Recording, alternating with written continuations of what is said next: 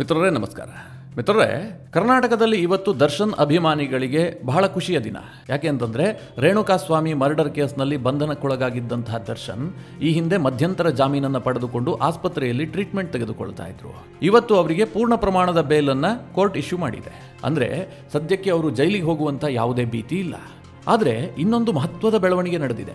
ನಮ್ಮ ಪಕ್ಕದ ರಾಜ್ಯ ತೆಲಂಗಾಣದಲ್ಲಿ ತೆಲುಗಿನ ಸೂಪರ್ ಸ್ಟಾರ್ ಅಲ್ಲು ಅರ್ಜುನ್ರನ್ನ ಪೊಲೀಸರು ಬಂಧಿಸಿದ್ದಾರೆ.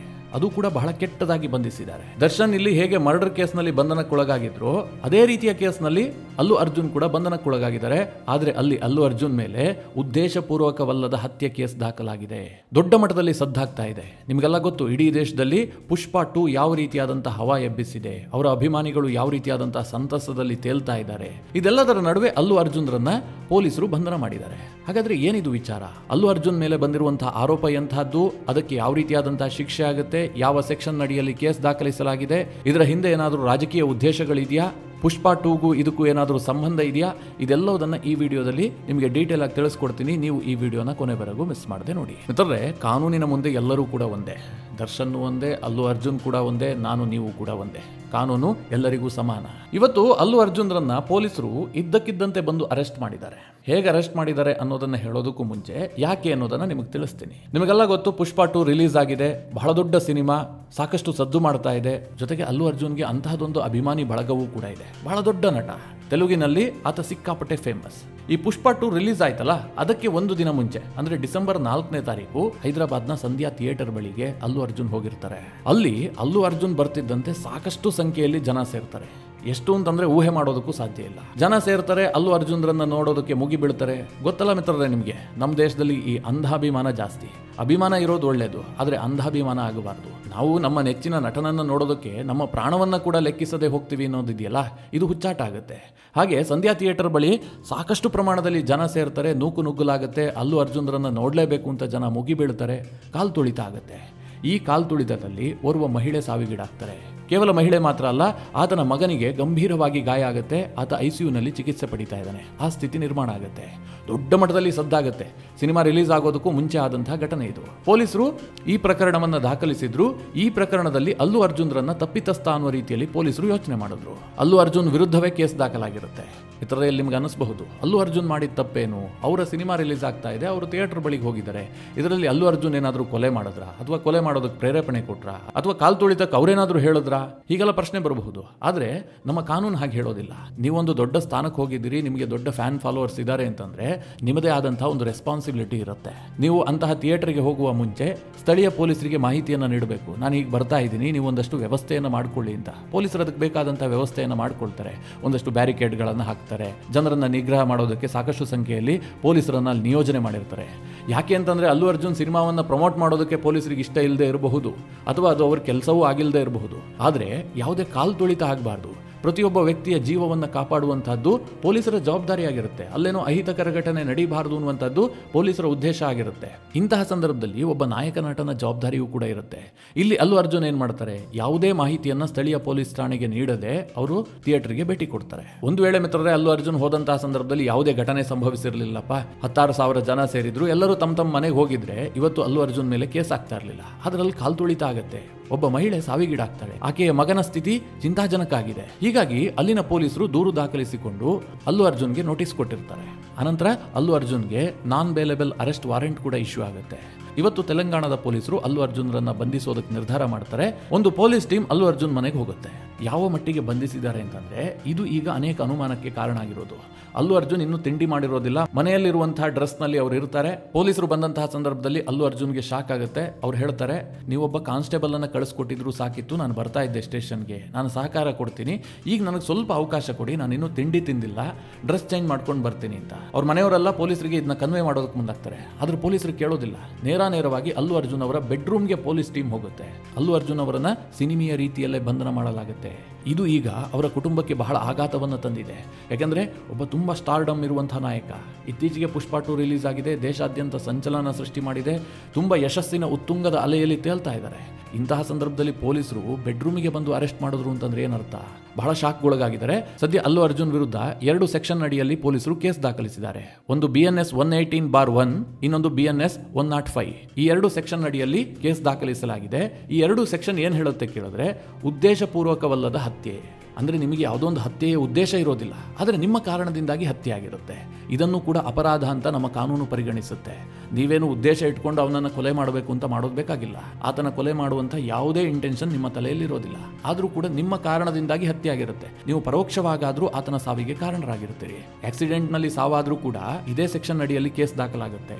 ಈಗ ಅಲ್ಲು ಅರ್ಜುನ್ ಅಲ್ಲಿ ಸ್ಪಾಟ್ಗೆ ಹೋಗಿದ್ರು. ಅಲ್ಲಿ ಸಂಧ್ಯಾ ಥಿಯೇಟರ್ ಮುಂದೆ ಏನು ಘಟನೆ ಆಯ್ತಲ್ಲ, ಅದರ ಉದ್ದೇಶ ಅಲ್ಲು ಅರ್ಜುನ್ಗಿಲ್ಲ, ಆದರೆ ಅವರ ಕಾರಣದಿಂದಾಗಿ ಅಲ್ಲಿ ಹತ್ಯೆ ಆಗಿದೆ, ಸಾವಾಗಿದೆ. ಹೀಗಾಗಿ ಈ ಸೆಕ್ಷನ್ ಅನ್ನು ಹಾಕಲಾಗಿದೆ. ಮತ್ತೆ ನೆಗ್ಲಿಜೆನ್ಸ್ ಮಾಡದಂತಹ ಸೆಕ್ಷನ್ ಅನ್ನು ಕೂಡ ಹಾಕಲಾಗಿದೆ. ಈ 2 ಸೆಕ್ಷನ್ ಅಡಿಯಲ್ಲಿ ಕೇಸ್ ದಾಖಲಿಸಲಾಗಿದೆ. ಮಿತ್ರರೇ, ಒಂದು ವೇಳೆ ಇದೇನಾದರೂ ಸಾಬೀತಾಗಿದೆ ಆದರೆ ಅಲ್ಲು ಅರ್ಜುನ್ಗೆ 3 ರಿಂದ 10 ವರ್ಷಗಳ ಕಾಲ ಶಿಕ್ಷೆ ಆಗಬಹುದು. ಶಿಕ್ಷೆ ಆಗತ್ತಾ ಅದ ನಂತರ ಹೇಳ್ತೀನಿ. ಆದರೆ ಒಂದಂತೂ ಸತ್ಯ, ಅಲ್ಲು ಅರ್ಜುನ್ಗೆ ಸ್ಟೇಷನ್ ಬೇಲ್ ಸಿಗೋದಿಲ್ಲ. ಅಷ್ಟು ಸೀರಿಯಸ್ ಆಗಿದೆ ಪ್ರಕರಣ. ಈಗ ಸ್ಟೇಷನ್ನಲ್ಲೇ ಬೇಲ್ ಪಡೆದು ನೀವು ಬರ್ತೀನಿ ಅಂತಂದ್ರೆ ಸಾಧ್ಯ ಇಲ್ಲ. ಕೋರ್ಟಿಗೆ ಹೋಗಬೇಕು, ಕೋರ್ಟ್ನಲ್ಲಿ ಬೇಲ್ನ ವಿಚಾರಣೆ ಆಗಬೇಕು. ಹೀಗಾಗಿ ಅಲ್ಲು ಅರ್ಜುನ್ ಸ್ವಲ್ಪ ಸಮಯವಾದರೂ ಜೈಲು ದರ್ಶನವನ್ನ ಮಾಡಲೇಬೇಕಾಗುತ್ತೆ. ಅಂತಹ ಸ್ಥಿತಿಯಲ್ಲಿ ಅಲ್ಲು ಅರ್ಜುನ್ ಕೇಸ್ ಇದೆ. ಇನ್ನೊಂದು ಪ್ರಶ್ನೆ ಬರಬಹುದು, 3 ರಿಂದ 10 ವರ್ಷ ಶಿಕ್ಷೆ ಆಗುತ್ತೆ ಅಂತಂದ್ರೆ ಅಷ್ಟು ಟಫ್ ಆಗಿದೆಯಾ ಕೇಸ್ ಕೇಳಿದ್ರೆ? ಮಿತ್ರರೇ, ದರ್ಶನ್ ಕೇಸನ್ನು ನೋಡಿ.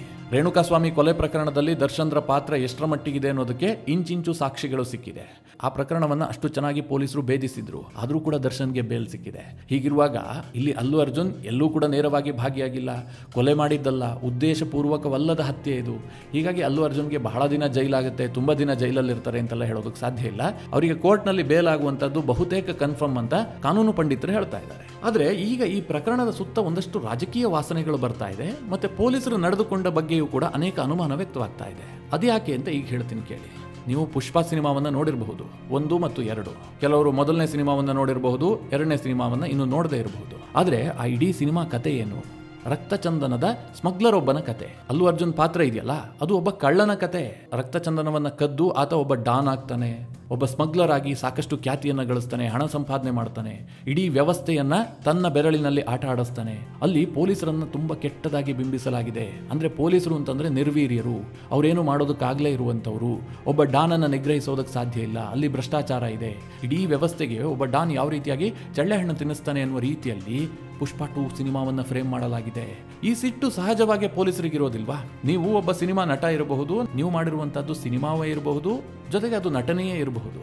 ಆದರೆ ಒಂದು ಇಡೀ ವ್ಯವಸ್ಥೆಯನ್ನು ನೀವು ಅಣಕಿಸಿರ್ತೀರಿ. ಇದು ಸಹಜವಾಗಿ ಪೊಲೀಸರಿಗೆ ಹರ್ಟ್ ಮಾಡಿರುತ್ತೆ. ಮಿತ್ರರೇ, ನನಗೆ ತುಂಬ ಜನ ಪೊಲೀಸ್ ಸ್ನೇಹಿತರಿದ್ದಾರೆ. ಅವರ ಬಳಿಯಲ್ಲಿ ಕೆಲವೊಂದು ವಿಚಾರವನ್ನು ನಾನು ಪ್ರಸ್ತಾಪ ಮಾಡ್ತಾ ಇರ್ತೀನಿ. ಮೊದಲನೇದಾಗಿ ಸಿನಿಮಾಗಳಲ್ಲಿ, ಧಾರಾವಾಹಿಗಳಲ್ಲಿ ಅವರನ್ನು ತೋರಿಸುವಂತಹ ರೀತಿ, ಅಥವಾ ನ್ಯೂಸ್ ಚಾನೆಲ್ಗಳಲ್ಲೂ ಕೂಡ ಪೊಲೀಸರು ಅಂತಂದ್ರೆ ಅವರಿಗೆ ಒಳ್ಳೆ ಅಭಿಪ್ರಾಯ ಬರುವಂತೆ ಅವರನ್ನು ಚಿತ್ರಿಸೋದಿಲ್ಲ. ಅವರು ಹಫ್ತಾ ವಸೂಲಿ ಮಾಡ್ತಾರೆ, ಸಿಗ್ನಲ್ನಲ್ಲಿ ನಿಂತ್ಕೊಂಡು ವೆಹಿಕಲ್ಗಳನ್ನು ಅಡ್ಡ ಹಾಕ್ತಾರೆ, ಅವ್ರಿಗೆ ತೊಂದರೆ ಕೊಡ್ತಾರೆ. ಹೀಗೆ ಪೊಲೀಸರ ಬಗ್ಗೆ ಒಂದು ನೆಗೆಟಿವ್ ಚಿತ್ರಣವನ್ನೇ ಮಾಡ್ತಾರೆ. ಆದರೆ ಪೊಲೀಸ್ ಇಲಾಖೆ ಇದೆಯಲ್ಲ, ತುಂಬಾ ಜವಾಬ್ದಾರಿಯುತವಾದಂತಹ ಇಲಾಖೆ. ನೀವು ಪೊಲೀಸ್ ವ್ಯವಸ್ಥೆಯೇ ಇಲ್ಲದೆ 1-2 ದಿನವನ್ನ ಯೋಚನೆ ಮಾಡಿ. ಸಾಧ್ಯ ಇದೆಯಾ? ದೇಶ ನಡೆಸೋದಕ್ಕಾಗತ್ತಾ? ಸಾಧ್ಯವೇ ಇಲ್ಲ. ಒಂದು ಸರ್ಕಾರಕ್ಕೆ ಪೊಲೀಸ್ ವ್ಯವಸ್ಥೆ ತೀರಾ ಇಂಪಾರ್ಟೆಂಟ್ ಆಗುತ್ತೆ. ಇರಬಹುದು, ಅಲ್ಲೂ ಕೂಡ ನ್ಯೂನತೆಗಳಿರಬಹುದು, ಇಲ್ಲ ಅಂತ ಹೇಳೋದಕ್ಕೆ ಸಾಧ್ಯವೇ ಇಲ್ಲ. ಒಂದು ವ್ಯವಸ್ಥೆ ಅಂತಂದ್ರೆ ಅಲ್ಲಿ ಪ್ಲಸ್ ಕೂಡ ಇರುತ್ತೆ, ಮೈನಸ್ ಕೂಡ ಇರುತ್ತೆ, ನ್ಯೂನತೆ ಇದ್ದೇ ಇರುತ್ತೆ. ಆದರೆ ನೀವು ಒಂದು ಸಿನಿಮಾ ಎಂತಹ ದೊಡ್ಡ ಮಾಧ್ಯಮ, ಜನರ ಮೇಲೆ ಎಷ್ಟು ಪ್ರಭಾವ ಬೀರುವಂತಹ ಮಾಧ್ಯಮ. ಹಿಂದೆಲ್ಲ ಅಣ್ಣವರು ಒಂದು ಸಿನಿಮಾ ಮಾಡಿದ್ರು ಅಂತಂದ್ರೆ ಸಮಾಜದಲ್ಲಿ ದೊಡ್ಡ ಬದಲಾವಣೆ ಆಗ್ತಾ ಇತ್ತು. ಜನ ಅದರಿಂದ ಪ್ರೇರೇಪಣೆಗೊಂಡು ಪ್ರಭಾವಿತರಾಗಿ ತಮ್ಮ ಜೀವನವನ್ನು ಬದಲಾಯಿಸಿಕೊಳ್ತಾ ಇದ್ರು. ಅಂತಹ ಸಿನಿಮಾಗಳು ಬರ್ತಾ ಇದ್ವು. ನಾನು ಯಾಕೆ ಇದನ್ನು ವಿವರಿಸ್ತಾ ಇದ್ದೀನಿ ಅಂತಂದ್ರೆ, ಸಿನಿಮಾ ಅಷ್ಟರ ಮಟ್ಟಿಗೆ ಪ್ರಭಾವ ಬೀರುವಂತಹ ಮಾಧ್ಯಮ. ಇಂತಹ ಸಿನಿಮಾದಲ್ಲಿ ಇಡೀ ಪೊಲೀಸ್ ವ್ಯವಸ್ಥೆಯನ್ನ ಕೈಲಾಗದ ವ್ಯವಸ್ಥೆ, ಅವರನ್ನ ನಿರ್ವೀರ್ಯರು ಅನ್ನುವ ರೀತಿಯಲ್ಲಿ ಚಿತ್ರಣ ಮಾಡಿದ್ದೆ ಆದ್ರೆ ಅದರಲ್ಲಿ ಕೆಲಸ ಮಾಡುವಂತಹ ಪ್ರಾಮಾಣಿಕ ವ್ಯಕ್ತಿಗಳಿಗೆ ಎಷ್ಟು ಬೇಸರ ಆಗಿರಬಹುದು. ಹೀಗಾಗಿ ಅಲ್ಲು ಅರ್ಜುನ್ ಇಡೀ ಕೇಸ್ನಲ್ಲಿ ಪೊಲೀಸರ ಇನ್ವಾಲ್ವ್ಮೆಂಟ್ ಇದೆ ಅಂತ ನಾನು ಹೇಳ್ತಾ ಇಲ್ಲ. ಆದರೆ ಅಲ್ಲು ಅರ್ಜುನ್ ಅವರನ್ನು ಅರೆಸ್ಟ್ ಮಾಡ್ತಾರಲ್ಲ, ಆ ರೀತಿಯನ್ನ ನೋಡಿದ್ರೆ ನನಗೆ ಹಾಗೆ ಅನಿಸ್ತು. ಪುಷ್ಪ ಸಿನಿಮಾವನ್ನ ನೋಡಿ ಪೊಲೀಸರಿಗೆ ಸಿಕ್ಕಾಪಟ್ಟೆ ಬೇಜಾರಾಗಿದೆ. ಅದಕ್ಕೋಸ್ಕರವಾಗಿ ತಮ್ಮ ಗತ್ತು ಗೈರತ್ತು ಯಾವ ರೀತಿಯಾಗಿರುತ್ತೆ, ರಿಯಲ್ ಪೊಲೀಸ್ ಹೇಗಿರ್ತಾರೆ ಅನ್ನೋದನ್ನ ತೋರಿಸೋದಕ್ಕೆ ಹೀಗೆ ಮಾಡಿದ್ರ. ಯಾಕೆಂದ್ರೆ ಅಲ್ಲು ಅರ್ಜುನ್ ಕೇಳ್ಕೊಂಡ್ರಂತೆ, ನನಗೆ ತಿಂಡಿ ಮಾಡೋದಕ್ಕೆ ಅವಕಾಶ ಕೊಡಿ, ನಾನು ಡ್ರೆಸ್ ಬದಲಾಯಿಸ್ಕೊಳ್ತೀನಿ, ನನ್ನ ಗಾಡಿಲೇ ಬರ್ತೀನಿ, ನಾನು ನಿಮಗೆ ಸಂಪೂರ್ಣವಾಗಿ ಸಹಕಾರ ಕೊಡ್ತೀನಿ, ಹೀಗೆಲ್ಲ ಕೇಳ್ಕೊಂಡ್ರಂತೆ. ಆದರೆ ಪೊಲೀಸರು ಇದು ಯಾವುದಕ್ಕೂ ಅವಕಾಶ ಕೊಟ್ಟಿಲ್ಲ. ನೇರವಾಗಿ ಅವರ ಬೆಡ್ರೂಮ್ಗೆ ನುಗ್ಗಿ ಅಲ್ಲು ಅರ್ಜುನ್ ಅವರನ್ನ ಕರೆ ತಂದಿದ್ದಾರೆ, ಅರೆಸ್ಟ್ ಮಾಡಿ ಸ್ಟೇಷನ್ಗೆ ಕರೆದೊಯ್ದಿದ್ದಾರೆ. ಹೀಗಾಗಿ ಈ ಅನುಮಾನ ಬರ್ತಾ ಇದೆ. ಇದರ ಮಧ್ಯೆ ಇನ್ನೊಂದು ಘಟನೆ ಆಗುತ್ತೆ. ಅಲ್ಲು ಅರ್ಜುನ್ ಅವರ ತಂದೆ ಅಲ್ಲು ಅರವಿಂದ್ ಇದ್ದಾರಲ್ಲ, ಅವರು ಕೂಡ ನಾನು ಸ್ಟೇಷನ್ಗೆ ಬರ್ತೀನಿ ಅಂತ ಗಾಡಿ ಹತ್ತುತ್ತಾರೆ. ಪೊಲೀಸರು ಮುಲಾಜಿಲ್ಲದೆ ಕೆಳಗಿಳಿಸಿ ಕಳಿಸ್ತಾರೆ. ನೀವು ಬೇಕಾಗಿಲ್ಲ, ನಮಗೆ ಇವರೊಬ್ಬರೇ ಸಾಕು ಅಂತ. ಅಂದ್ರೆ ಅಷ್ಟರ ಮಟ್ಟಿಗೆ ಪೊಲೀಸರು ತನ್ನ ಕದರನ್ನು ತೋರಿಸಿದ್ದಾರೆ. ಸದ್ಯ ದೊಡ್ಡ ಸಂಚಲನ ಸೃಷ್ಟಿಯಾಗಿದೆ. ಸಾಕಷ್ಟು ಸಂಖ್ಯೆಯಲ್ಲಿ ಅಭಿಮಾನಿಗಳು ಸ್ಟೇಷನ್ ಸುತ್ತ ನೆರೀತಾ ಇದ್ದಾರೆ. ನಿಮಗೆಲ್ಲ ಗೊತ್ತಿದೆಯಲ್ಲ, ಇಂತಹ ಸ್ಟಾರ್ ನಟರನ್ನ ಬಂಧಿಸಿದಂತಹ ಸಂದರ್ಭದಲ್ಲಿ ಅವರ ಅಭಿಮಾನಿಗಳು ಅತಿರೇಕದ ವರ್ತನೆಯನ್ನ ತೋರ್ತಾರೆ. ಅವರಿಗೆ ಈ ದೇಶದಲ್ಲಿ ಒಂದು ಕಾನೂನಿದೆ, ಕಾನೂನಿನ ಪ್ರಕಾರ ಕ್ರಮ ಆಗುತ್ತೆ ಅನ್ನುವಂಥದ್ದು ತಲೆಗೆ ಹೋಗೋದಿಲ್ಲ. ನಮ್ಮ ನಾಯಕ ನಟನನ್ನು ಬಂಧಿಸಿ ಬಿಟ್ಟಿದ್ದಾರೆ, ಅದೇ ದೊಡ್ಡ ವಿಚಾರ ಆಗಿಬಿಡುತ್ತೆ. ಕರ್ನಾಟಕ ಕೂಡ ಕಳೆದ ಕೆಲ ತಿಂಗಳಿನಿಂದ ಇಂತಹ ಪ್ರಕರಣವನ್ನು ನೋಡಿದೆ. ಹೀಗಾಗಿ ನಾನು ಈ ಬಗ್ಗೆ ಹೆಚ್ಚು ವಿವರಣೆ ಕೊಡೋದು ಬೇಕಾಗಿಲ್ಲ. ಇನ್ನೊಂದು ಆ್ಯಂಗಲ್ ಕೂಡ ಇದೆ. ಅಲ್ಲು ಅರ್ಜುನ್ ವಿಚಾರವಾಗಿ ಒಂದಷ್ಟು ರಾಜಕೀಯ ಕೂಡ ಆಗ್ತಾ ಇತ್ತು. ಕಳೆದ ವಿಧಾನಸಭಾ ಚುನಾವಣೆಯಲ್ಲಿ, ಅಂದ್ರೆ ಆಂಧ್ರದಲ್ಲಿ ಚುನಾವಣೆ ಆಯ್ತಲ್ಲ, ಆಗ ಜಗನ್ಮೋಹನ್ ರೆಡ್ಡಿ ಅವರ YSRCP ಪಕ್ಷದ ಅಭ್ಯರ್ಥಿಯ ಪರವಾಗಿ ಅಲ್ಲು ಅರ್ಜುನ್ ಪ್ರಚಾರ ಮಾಡಿದ್ರು. ಇದು ಸ್ವಲ್ಪ ಚಿರಂಜೀವಿ ಕುಟುಂಬ ಮತ್ತು ಅಲ್ಲು ಅರ್ಜುನ್ ಕುಟುಂಬದ ನಡುವೆ ಕ್ಲಾಶಸ್ಗೆ ಕಾರಣ ಆಗಿತ್ತು. ಒಂದು ರೀತಿಯಲ್ಲಿ ಬೂದಿ ಮುಚ್ಚಿದ ಕೆಂಡದಂತಿತ್ತು. ಆನಂತರ ಅಲ್ಲು ಅರ್ಜುನ್ ಅದನ್ನು ಸರಿ ಮಾಡಿಕೊಂಡಿದ್ರು. ಅವರು ಚಿರಂಜೀವಿ ಅವರನ್ನ ಭೇಟಿಯಾಗಿ ಮಾತುಕತೆಯನ್ನು ನಡೆಸಿ ಎರಡೂ ಫ್ಯಾಮಿಲಿಯ ನಡುವೆ ಇದ್ದಂತಹ ಸಂಘರ್ಷವನ್ನ ಕೊನೆಗಾಣಿಸಿದ್ರು. ಈಗ ಬಂಧನ ಆಗಿದೆ. ಹೀಗಾಗಿ ಹೈದರಾಬಾದ್ನ ನ್ಯೂಸ್ ಚಾನೆಲ್ಗಳಲ್ಲಿ ನಾನಾ ಆಂಗಲ್ನಲ್ಲಿ ಸುದ್ದಿಯನ್ನು ಪ್ರಕಟಿಸಲಾಗ್ತಾ ಇದೆ. ಆದರೆ ಮಿತ್ರರೇ, ಇದು ಯಾವುದೂ ಕೂಡ ಕನ್ಫರ್ಮ್ ಆದಂತಹ ಸುದ್ದಿಗಳಲ್ಲ. ಒಟ್ನಲ್ಲಿ ಸಂಧ್ಯಾ ಥಿಯೇಟರ್ ಮುಂದೆ ಏನು ಘಟನೆ ನಡೆದಿತ್ತು, ಒಬ್ಬ ಮಹಿಳೆ ಕಾಲ್ತುಳಿತಕ್ಕೆ ಬಲಿಯಾಗಿದ್ರಲ್ಲ, ಆ ಪ್ರಕರಣ ಸಂಬಂಧಪಟ್ಟಂತೆ ಅಲ್ಲು ಅರ್ಜುನ್ ಬಂಧನ ಆಗಿದೆ. ಮುಂದೆ ಅಲ್ಲು ಅರ್ಜುನ್ಗೆ ಬೇಲ್ ಸಿಗಬಹುದು ಅಥವಾ ಕೆಲ ದಿನಗಳ ಕಾಲ ಜೈಲಿನಲ್ಲಿರಬೇಕಾಗಿ ಬರಬಹುದು. ಆ ಬಗ್ಗೆ ಈಗಲೇ ಏನು ಪ್ರೆಡಿಕ್ಟ್ ಮಾಡೋದಕ್ಕೆ ಸಾಧ್ಯ ಇಲ್ಲ. ಮಿತ್ರರೇ, ಈ ಇಡೀ ಪ್ರಕರಣದ ಬಗ್ಗೆ ನಿಮ್ಮ ಅನಿಸಿಕೆ, ಅಭಿಪ್ರಾಯಗಳೇನು? ಕಮೆಂಟ್ ಮಾಡುವ ಮೂಲಕ ನಮಗೆ ತಿಳಿಸಿ. ಹಾಗೆ ನಿಮಗೆ ಈ ವಿಡಿಯೋ ಇಷ್ಟವಾದರೆ ಲೈಕ್ ಮಾಡಿ. ಜೊತೆಗೆ ನೀವಿನ್ನೂ ನಿಮ್ಮ ನೆಚ್ಚಿನ ಸಂಸ್ಕಾರ ಸೌರಭ ಯೂಟ್ಯೂಬ್ ಚಾನಲ್ನ ಸಬ್ಸ್ಕ್ರೈಬ್ ಮಾಡಿಲ್ಲ ಅಂತಾದರೆ ಈ ಕೂಡಲೇ ಸಬ್ಸ್ಕ್ರೈಬ್ ಮಾಡಿ. ಮುಂದಿನ ಎಲ್ಲ ಅಪ್ಡೇಟ್ಗಳ ನೋಟಿಫಿಕೇಶನ್ಗಾಗಿ ಬೆಲ್ ಐಕಾನ್ ಒತ್ತಿ.